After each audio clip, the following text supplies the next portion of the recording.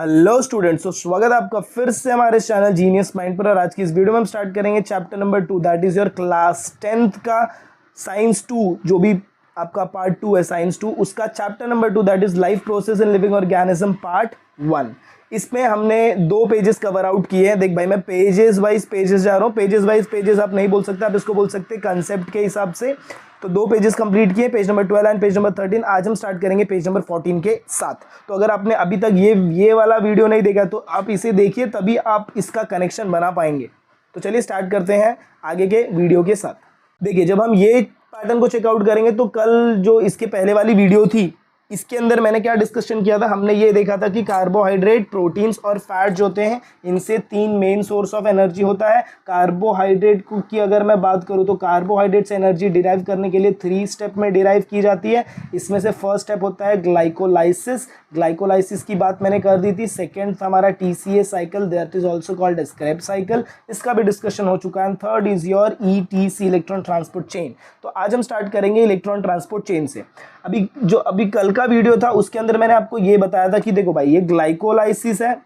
Glycolysis आपको क्या देता है? पाइरूवेट देता है। क्या देता है? पाइरूवेट देता है। ये पाइरूवेट बनाता है एसिटाइल कोएंजाइम A। क्या बनाएगा? Acetyl coenzyme A। अब ये जो आपका एसिटाइल कोएंजाइम A है, ये एसिटाइल कोएंजाइम A एंटर करेगा किधर? माइटोकॉन्ड्रिया के अंदर। और माइटोकॉन्ड्रिया में क्या चल रहा है भाई? वहां चल रहा है क्रेब्स साइकिल। इसका मतलब क्या कि ये एसिटाइल कोएंजाइम में जब तक एंटर नहीं मारेगा तब तक ये क्रेब्स साइकिल स्टार्ट भी नहीं होगा।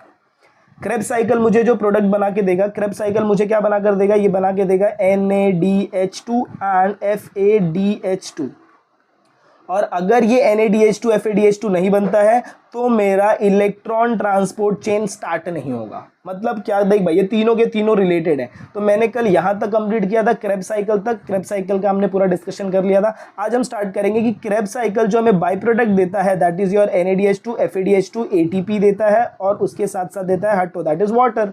इसमें से ये जो NADH2 और FADH2 ये किधर एंटर करता है? तो ETC, इलेक्ट्रॉन ट्रांसपोर्ट चेन के अंदर इसकी एंट्री होती है। और जब ये अंदर एंटर करेगा तो इलेक्ट्रॉन ट्रांसफर चेन काम करता है, और ये हमको सबसे ज्यादा 36 to 34 ATP प्रोड्यूस करके देता है। तो चलिए स्टार्ट करते हैं, ऊपर देखते हैं।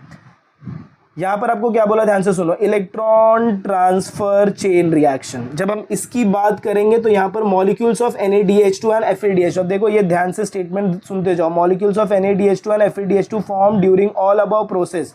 All above process participate in transfer of electron transfer chain reaction. All above process का मतलब क्या है? ये लोग ऑल अबव प्रोसेस बार बार क्यों बोल रहे हैं? क्योंकि इसके पहले था क्रेब्स साइकिल, और क्रेब्स साइकिल में अभी तो मैंने आपको बताया कि क्या बना? NADH2 और FADH2। तो एग्जाम में आपको क्वेश्चन पूछा NADH2 और FADH2 आर प्रोड्यूस्ड वेयर, तो कहां पर प्रोड्यूस होते हैं भाई? क्रेब्स साइकिल में। और यूज किधर होते हैं? इलेक्ट्रॉन ट्रांसपोर्ट चेन में, या फिर इलेक्ट्रॉन ट्रांसफर चेन। अगर आपने गलती से इलेक्ट्रॉन ट्रांसफर चेन भी लिख दिया तो मार्क्स इधर ही खत्म हो जाता है भाई, ज्यादा ध्यान नहीं देने का, इधर ही मार्क्स आपका चला जाएगा। इसके बाद जब मैं आगे जाऊंगा तो क्या बोला, देखो, due to this 3 molecules of ATP are obtained from each NADH2। मतलब हर एक NADH2 कितना मॉलिक्यूल ऑफ ATP देगा? 3 ATP। और FADH2 कितना देगा? 2 मॉलिक्यूल्स।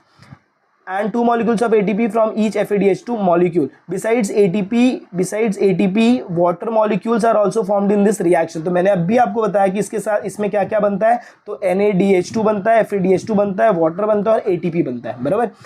इसके आगे देखो क्या बोला है, electron transfer chain is operated in mitochondria only. तो ये जो माइटोकॉन्ड्रिया में ऑपरेट होगा इलेक्ट्रॉन ट्रांसफर चेन भी। Thus a molecule of glucose is completely oxidised in aerobic respiration. अच्छा, एरोबिक रेस्पिरेशन में क्या हो रहा है? कंप्लीट ऑक्सीडेशन हो रहा है। And molecules of CO2 and H2 are produce along with energy. ये 2 चीजें आपको याद यहाँ से रखनी है। तो ये जो आपको याद रखनी है मैं मार्क कर देता हूँ, completely oxidised in aerobic respiration. और क्या बनता है? तो molecules of CO2 and H2O are produced, बराबर। अच्छा, इलेक्ट्रॉन ट्रांसफर जोन किधर एक्ट हो रहा है? तो माइटोकॉन्ड्रिया। जो पॉइंट्स मैं मार्क कर रहा हूँ वो मार्क कर लीजिए। 3 मॉलिक्यूल्स ऑफ ATP कौन बनाता है? NADH2। And 2 molecules of ATP कौन बनाता है? FADH2। बस इतना आपको याद रखना है। अब चलिए इसके आगे चेकआउट करते हैं। यहां पर आपको ये डायग्राम दिख रहा है। ये डायग्राम समझने के लिए सबसे पहले ना आपको भाई इधर आना पड़ेगा, ग्रीन बॉक्स। अच्छा यहाँ पर देखो बोथ कोएंजाइम्स, ये जो NAD और ये जो FAD है इन्हें क्या बोला जाता है भाई, इन्हें बोला जाता है कोएंजाइम। याद रखना एग्जाम में अगर आपको पूछ लिया व्हाट आर कोएंजाइम्स तो आपको लिखना है NAD and FAD। What is NAD? Nicotine amide adenine dinucleotide, FAD फ्लैविन adenine dinucleotide. अब हम बात करते हैं ये ATP वाले क्वेश्चंस की। ATP क्या होता है देखो, सबसे पहले तो आपको फुल फॉर्म याद होना चाहिए, adenosine triphosphate is energy rich molecule and energy stored in the bonds. किधर स्टोर होता है एनर्जी? तो बॉन्ड्स के अंदर, by which phosphate groups are attached to each other. This molecule are stored in the cells as per need. Chemically, ATP is triphosphate molecule formed from adenosine ribonucleoside. तो ये किससे बना है? ट्राइफॉस्फेट है, और किससे बना है? तो एडिनोसाइन राइबोन्यूक्लियोसाइड। इट कंटेन्स, अब यहां से क्वेश्चन बनेगा, what does ATP consist of? What does ATP consist of? मतलब क्या कि ATP किससे बना हुआ है, या फिर इसकी जगह दूसरा क्वेश्चन पूछ सकते हैं, what are the components of ATP? Components of ATP मतलब ATP बनाने के लिए क्या क्या चीज़ें लगती हैं। तो ATP बनाने के लिए ध्यान से देखो क्या क्या लगता है। It contains nitrogenous compounds adenine, pentose sugar ribose and 3 phosphate group. As per the need energy is derived by breaking the phosphate bond of ATP, hence ATP is called as the energy. ये भी मार्क कर लेना, ATP is called as the energy currency of the cell. अब ये read करने के बाद अब आपको डायग्राम समझ में आएगा। देखो भाई एग्जाम में आपको क्या करेंगे ना, ये डायग्राम दे देंगे, ये डायग्राम में ना आपको ये नेमिंग नहीं देंगे, ये नेमिंग नहीं देंगे, ये भी नहीं देंगे और ये भी नहीं देंगे। डायग्राम देंगे, बोलेंगे इसको नेमिंग करो। तो नेमिंग करने को बोला तो ये जो ऊपर वाला आपको पार्ट दिख रहा है, ये पार्ट आपका क्या हो जाएगा? एडिनाइन का पार्ट। ये जो आपको रिंग दिख रही है, this is your ribo sugar which is a pentose sugar, 5 sugar का रिंग है। और ये जो 3 दिख रहा है इसको बोला जाता है फॉस्फेट बॉन्ड। तो यहाँ से ये ATP है, ATP कन्वर्ट होता है ADP में, तो क्या रिलीज होता है? एनर्जी रिलीज होता है। देखो यहाँ पर फुल बैटरी चार्ज, यहाँ पर बैटरी लो, क्यों? क्योंकि एनर्जी रिलीज हो गई। तो ऐसे करके हमारे बॉडी में एनर्जी फॉर्म होता है। तो आई होप आपको यहाँ तक की सारी चीज़ें क्लियर आउट है। अब हम स्टार्ट करें एक नई जर्नी से। याद रखना मैंने आपको स्टार्टिंग में ही बोला कि अगर मेरे को एनर्जी चाहिए तो एनर्जी मुझे 3 चीज़ों से मिलेंगी। सबसे फर्स्ट कार्बोहाइड्रेट, किससे मिलेगा भाई? तो कार्बोहाइड्रेट। इसके बाद किससे मिलेगा? तो लिपिड्स। लिपिड्स का दूसरा नाम क्या होता है भाई? तो फैट होता है। और उसके बाद होता है प्रोटीन। Protein protein done. हमने कार्बोहाइड्रेट देख लिया। अगर मैं रोज खाना खा रहा हूं तो मेरे अंदर, मेरी बॉडी के अंदर कार्बोहाइड्रेट बहुत ज़्यादा है, और यही कार्बोहाइड्रेट मुझे डेली एनर्जी बनाकर देगा। तो डेली एनर्जी पूछा तो कार्बोहाइड्रेट से मिलेगा। बट इफ सपोज आपके घर वालों ने आपको खाना ही नहीं दिया, एक हफ्ता अगर आपको खाना नहीं मिला, तो आपके बॉडी में कार्बोहाइड्रेट रहेगा क्या? नहीं भाई, नहीं रहेगा। ये इसकी क्वांटिटी बहुत कम हो जाएगी। इस कंडीशन में आपकी बॉडी क्या करेगी? आपकी बॉडी कार्बोहाइड्रेट को ना यूज कर वो किधर मूव कर जाएगी? तो लिपिड्स के पास मूव कर जाएगी। मतलब अब हमारी बॉडी में लिपिड्स क्या करेंगे? एनर्जी जनरेट करेंगे।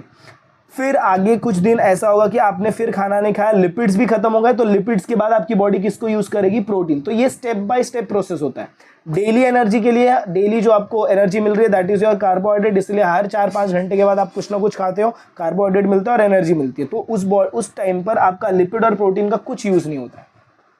यही आगे का हमारा आज का पैटर्न है। देखो, if there is insufficient amount of carbohydrate, मतलब कार्बोहाइड्रेट का क्वांटिटी कम हो गया in body due to exceptional conditions like fasting and hunger, then lipids and proteins are used for energy production. ऐसा हो जाएगा तो किसको यूज करेंगे भाई? तो लिपिड्स को यूज करेंगे और उसके साथ साथ प्रोटीन को यूज करेंगे टू फॉर्म एनर्जी।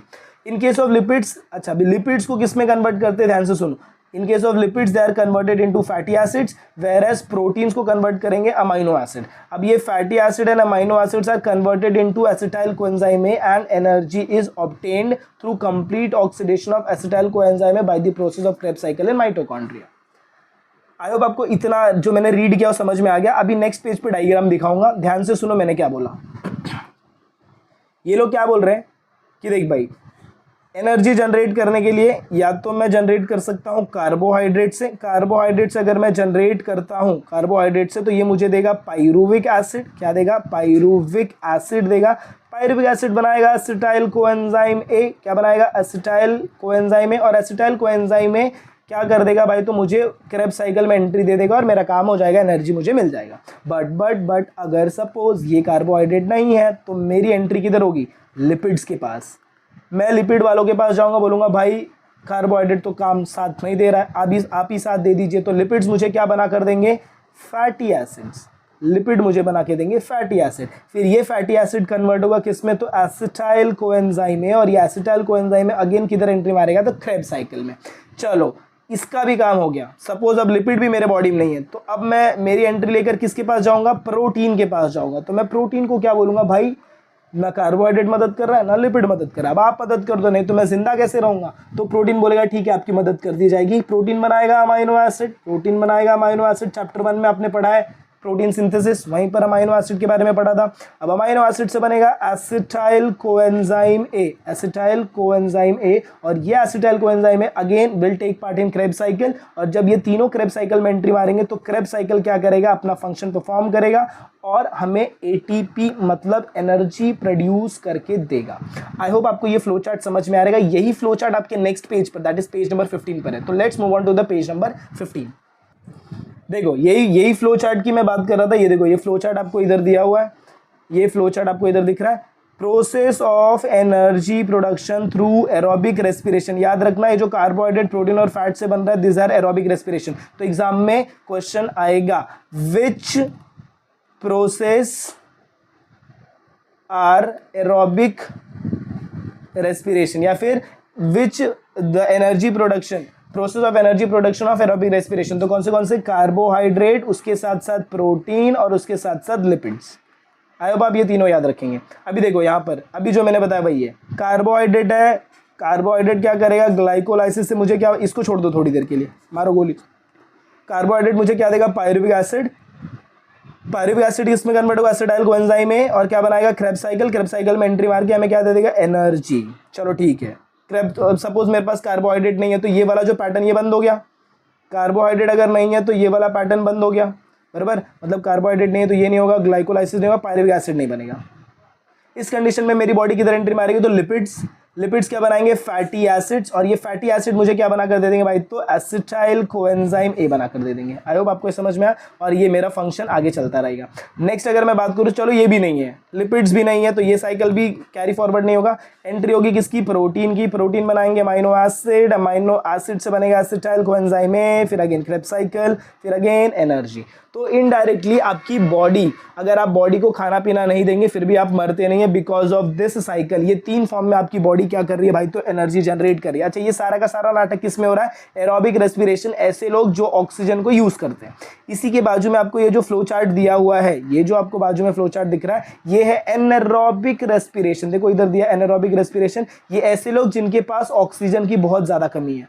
इसमें ये क्या करते हैं, दो प्रोसेस से कर सकते हैं।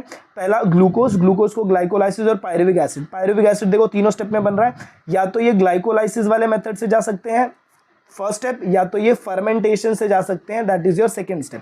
फर्मेंटेशन का मतलब होता है सड़ाना। फर्मेंटेशन में भी दो पार्ट होते हैं, या तो लैक्टिक एसिड बन सकता है या तो अल्कोहल बन सकता है। अल्कोहल कौन बनाते हैं, ईस्ट बनाते हैं, और यहाँ पर lactic acid erythrocytes, muscle cells हमारे बॉडी। और फर्मेंटेशन यहाँ पर भी होता है, फर्मेंटेशन से विनेगर लाइक प्रोडक्ट बनते हैं, विटामिन बनता है, वेरियस माइक्रोब्स। चलिए इसी के बारे में नीचे हम डिस्कशन करेंगे। क्या बोला देखो, energy production micro organism through anaerobic respiration. Some organisms cannot live in presence of oxygen. Example, many bacteria. Such living organisms have to perform anaerobic respiration for energy production. Then, glycolysis and fermentation are two steps of anaerobic respiration. याद रखना कौन से दो step है anaerobic respiration के, तो first one is your glycolysis, और glycolysis के साथ साथ सेकेंड स्टेप क्या भाई, तो फर्मेंटेशन। फर्मेंटेशन दो स्टेप में ये परफॉर्म होगा। Glucose is incompletely oxidise. याद रखना ग्लूकोज यहाँ पर कैसा ऑक्सीडाइज हो रहा है भाई, तो इनकम्प्लीटली ऑक्सीडाइज। ये आपका स्टार्टिंग मस्त पॉइंट है, मार्क करके रखना। अच्छा इनकम्प्लीटली ऑक्सीडाइज हो रहा है तो लेस अमाउंट ऑफ एनर्जी यहाँ पर प्रोड्यूस होगा। ये सब एग्जाम के क्वेश्चन है, कब कैसे आ जाएंगे आपको नहीं पता, तो प्लीज इंपॉर्टेंट है, मार्क करते जाइए, क्वेश्चंस को पे ध्यान से सुनते जाइए। एग्जाम में आपको पूछेंगे during anaerobic respiration oxygen is oxidise dash, तो आपको लिखना है इनकम्प्लीटली।